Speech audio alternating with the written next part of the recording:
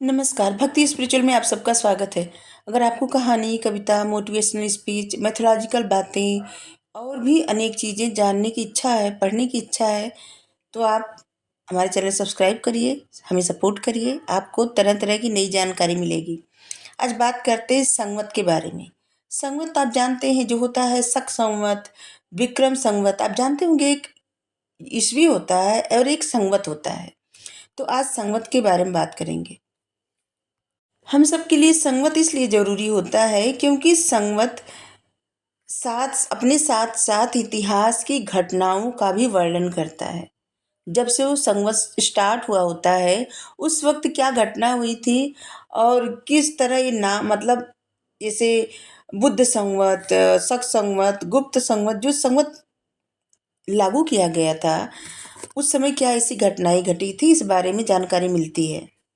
ये सबसे पहला संवत जो था वो है कलि संवत। ये 3102 बीसी इसका समय माना जाता है शुरुआत।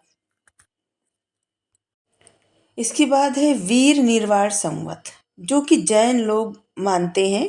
श्वेतांबरों के अनुसार वहाँ पे श्वेतांबर दिगंबर दो समुदाय में बट गए ना। तो श्वेतांबरों का मानना है कि 527 बीसी और दिगंबरों का मानना है कि 662 बीसी में महावीर स्वामी की मृत्यु के बाद इस वीर संवत का इस मतलब शुरुआत हुई। फिर बुद्ध संवत है। बुद्ध संवत भी वहीं से माना जाता है जहाँ पे गौतम बुद्ध की मृत्यु हुई। ठीक है।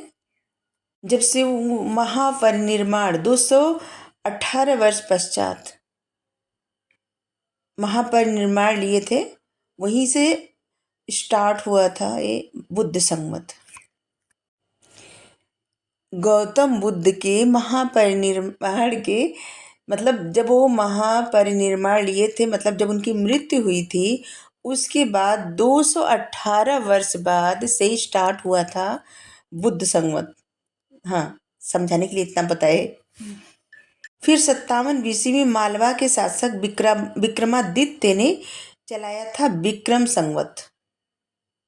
इस शकों को जब पराजित किए थे, तभी अपना विक्रम संवत चलाए थे, उसी के उपलक्ष्य में। इस संवत को कृत संवत कहा जाता है, मालव संवत कहा जाता है, सतयुग संवत भी कहा जाता है। संवत का साक्ष्य मिलेगा मंदसौर अभिलेख में।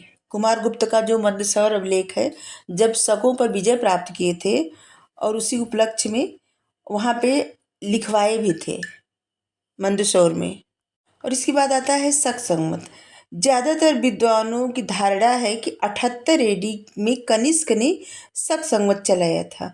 इसे शक संवत इसलिए कहा जाता है क्योंकि इसका अधिकतम प्रयोग शकों ने किया है। भारतीय परंपरा में कनिष्क संवत को ही शक संवत कहा जाता है। कनिष्क जबकि शकों को पराजित किए थे, शक सही नहीं थे, मतलब बहुत क्रूर नेचर के थे, और जहाँ पे गुप्त वंश के विनाश का कारण भी शक ही था। लेकिन लेकिन कनिष्क बहुत अच्छे सम्राट थे, महान सम्राट थे। लेकिन ये जो संवत चलवाए थे उसका नाम था शक संवत। और उस शक संवत सभी लोग जो हिंदू कैलेंडर होता है उसमें शक संवत ही लिखा रहता है। इस शक संवत को दक्षिण भारत में शालिवाहन स्कांद के नाम से जाना जाता है। वहाँ कहा जाता है शालिवाहन स्कांद संवत।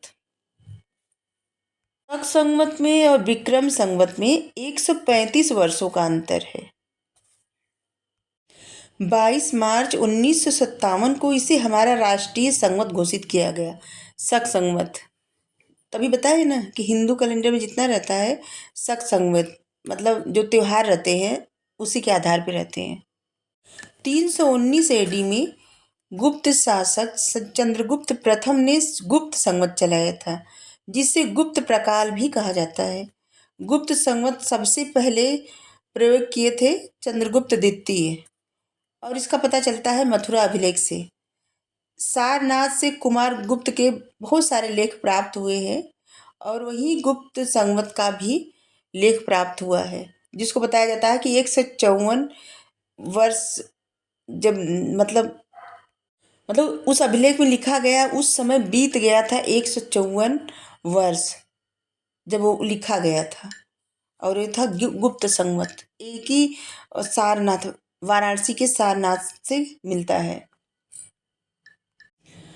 और गुप्त साम्राज्य का ही एक लेख है, जूनागढ़ लेख, जूनागढ़ अभिलेख। वहाँ पे स्कंद गुप्त का अभिलेख है। वहाँ पे लिखा गया है, गुप्त प्रकाले गणना विधाय, अर्थात गणना हेतु गुप्त संवत का प्रयोग किया जाता है। एक और संवत चला था, त्रिकुट त्रिकुटक संवत। इसको जो है त्रिकुटक वंश के अभीर नरेश ईश्वर सेन ने चलाया था। और फिर इसका नाम पड़ गया था कलचेरु चेदी संवत, कलचेरी चेदी संवत। बहुत सारे संवत चलाए थे, अनेक राजा हुए थे, सब अपने अपने नाम से, अपने अपने वंश के नाम से संवत चलाए थे, वैसे नाम करने के लिए, कि आगे लोगों को भविष्य में पता चले कि ये राजा थे। क्योंकि उनको पता था कि संवत का लोग उपयोग करेंगे तारीख जानने के लिए, ये सब जानने के लिए, तो इसीलिए संवत चलाते थे। फिर 606 एडी में चलाया गया था जो शासक थे हर्षवर्धन, वो चलाए थे हर्ष संवत। इसके बाद 16 जुलाई 622 एडी को पैगंबर साहब ने हिजरत, मक्का से मदीना जब गए थे तो इन्होंने चलाया था हिजरी संवत। हिजरी संवत की शुरुआत हुई थी। फिर 825 एडी से मालाबार तट से शंकराचार्य के सुधार आंदोलनों की शुरुआत हुई, और वहां से वो चलाए थे कोल्लम संवत। इसके बाद 11 फरवरी 1076 एडी से चालुक्य विक्रम संवत की शुरुआत होती है। इसे कल्याणी के विक्रमादित्य श्रेष्ठ ने, मतलब छठा विक्रमादित्य जो थे, छठे नंबर पे जो आते थे, अपने राज्यारोहण के शुरुआत में, या जब उनका राज्यारोहण हुआ उस वक्त ये जो है विक्रमादित्य संवत चलवाए थे, विक्रम संवत। लेकिन फिर उनके पुत्र सोमेश्वर तृतीय ने भूलोकमल्ल वर्ष नामक संवत चलवाए थे। फिर वही बंगाल में लक्ष्मण सेन ने लक्ष्मण संवत चलवाए थे, और उनकी उपाधि थी परम भागवत। चालुक्य नरेश जयराज सिद्धराज ने 1113 और 1114 में चलवाए थे सिद्ध संवत। सब लोग अपने अपने नाम से संवत चलवाए थे। कश्मीर में एक संवत चला था, उसका नाम था सप्तऋषि या फिर लौकिक संवत।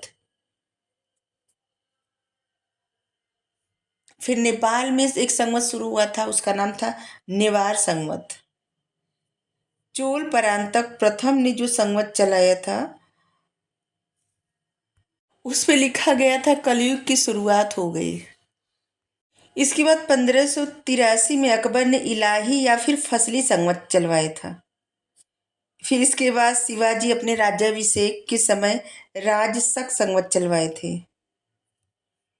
इसी तरह बहुत सारे राजा, बहुत सारे ऐसे लोग जो चाहते थे कि बाद में लोग उनको जाने पहचाने याद रखें, इसीलिए अपने अपने नाम से, अपने अपने हिसाब से, अपने अपने वंश के नाम से, राज्य के नाम से संवत चलवाए थे। तो ये तो सिर्फ आपको एक जानकारी के लिए, कोई उपयोग शायद